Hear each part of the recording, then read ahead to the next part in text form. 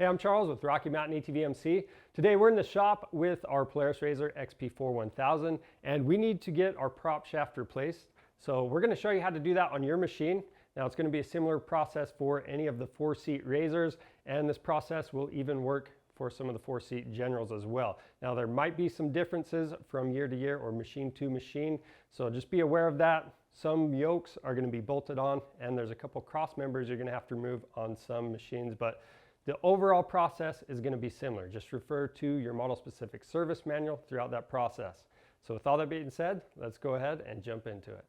To do this job, we just need some common hand tools. You don't need any special tools or anything like that, but I do want to point out, you want to make sure you have a swivel and a magnet as well, because there's a couple bolts, they're kind of hard to reach, and then we also have a belt cover removal tool. Other than that, we're using safety glasses, rags, and when you go together, you want to make sure you have some grease, anti-seize, we've got some blue Loctite, and some contact cleaner. As far as parts go, we have a lot of different options on our website. So today we're actually going to rebuild our prop shaft, and we're using the Tusk U-joints. That comes with the necessary clips, the zerks, and the roll pins to get the job done. We've got the carrier bearing off the OEM diagrams, but you also have options to get an upgrade. This one is the Sandcraft Gen 3 bearing carrier, and it relocates the prop shaft and it helps reduce the angle. You're going to get reduced vibrations. Sometimes people notice some vibrations when they're under load. So that's designed to help reduce that and prolong the life of your parts. Now, your other option, if you don't want to mess with any of that, you can just get a complete prop shaft assembly. So you can get just the front or the rear or both, and these ones are from All Balls. So that's a great option as well, but let's go ahead and get started. Now the 2-seaters will be a little bit different process. We have a separate video on how to do that, so click right here for that. But for the 4-seaters, we're going to go ahead and remove all 4 seats and both center consoles.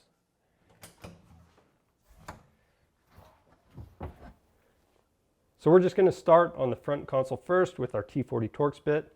Then we're also using some plastic rivet pliers, and we'll go all the way back until all the hardware is removed.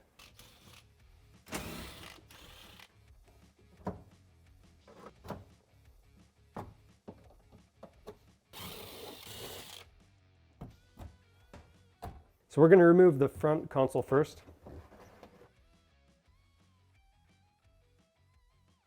And don't forget to disconnect the 2 wires on the rear console. The next step is to remove the 2 bolts holding the bearing carrier in place. We're going to use a 15mm socket, a swivel, and an extension to do that. Now, we have seen some guys that they actually like to notch out the plastic so they have easier access to these bolts, but again, we're just using that swivel. Then we're just going to take a magnet and pull both of the bolts and washers out. And what we're going to do now is remove the middle and back sections of the skid plate. This might look a little bit different if you have the stock skid plate, but we just need to get these out of the way. The next step is to remove your clutch cover, and that's just going to allow you enough clearance to remove that rear prop shaft.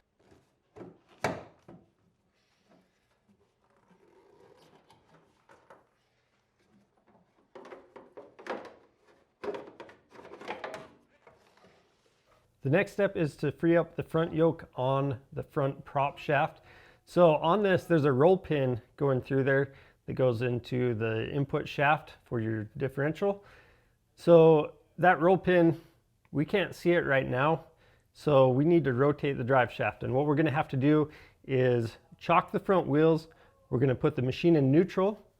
Then we can jack the back end up and make sure everything's secure. And then you can rotate the rear wheels until this roll pin going through that yoke is to the side. Then we can use a punch and a hammer to drive it out. So now that we have that pin out, we can pull back on the prop shaft, and we want to free that up from the yoke. The easiest way to do this is use a pry bar from the other side. Just make sure you are not prying on that seal. Now on the bottom side of the machine, we're going to go to the slip joint next to the carrier bearing, right where the front prop shaft meets the rear one. And I'm actually going to use a paint pen, and I'm going to mark on both of these, and that way we can get them back in the same spot. So these shafts, they should have some markings on them, but just the paint is going to make it easier for me to see that when we're going back together, because we are rebuilding these. If you have new ones, they're already going to have paint on them. But the reason why you want to do that is these shafts, they need to be in phase. So these yokes, they need to be in alignment with each other, and that way the shafts stay balanced and you're not going to have the vibrations that you would if they were out of phase. So the next step is to separate this joint. So what we're going to do is we're going to pull that rear prop shaft back, slide it as far as I can, and then the front one, we're going to slide it forward, and it's a good idea to go to the front and make sure that's pushed to the side of your differential. Then we'll release the rear shaft from the transmission by sliding it forward.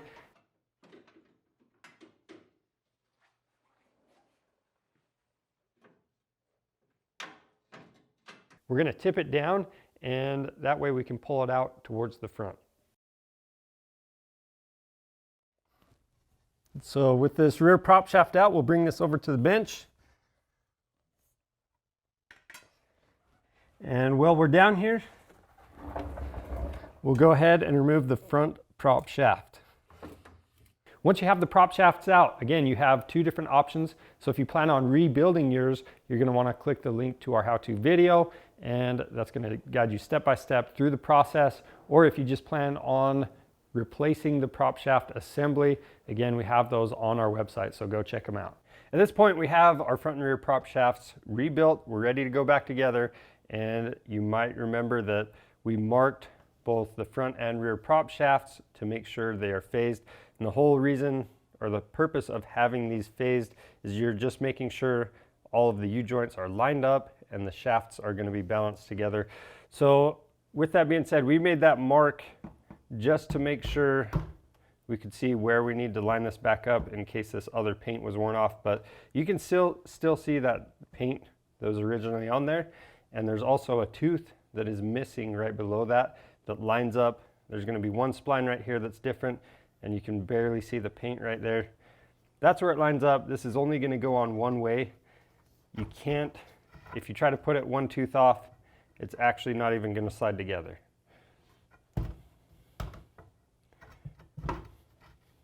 And then when you go together with this, once we have these under the machine, we're going to apply grease to all of the splines. So to get these back installed, we're going to start with the front prop shaft. We're going to slide that into place and up next to the front differential.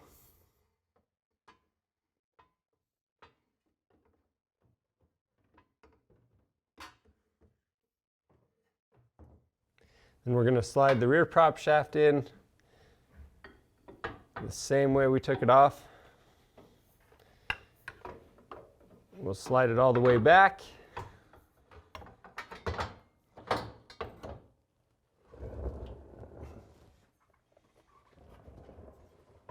And that's going to allow us to set the carrier bearing in place. So now that we have that carrier bearing roughly where it needs to go, we're going to use the alignment marks, and we're going to slide the slip yoke over the rear prop shaft. Now we're going to slide the prop shaft assembly forward, and we're going to slide this rear slip yoke onto our snorkel shaft.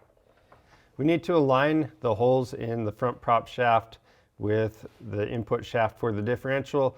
So to do that, we're going to raise the back of the machine just like we did before, and you can rotate the wheels until everything's aligned, and then we're going to install that roll pin. There we go. Next, we'll install the support bearing bolts.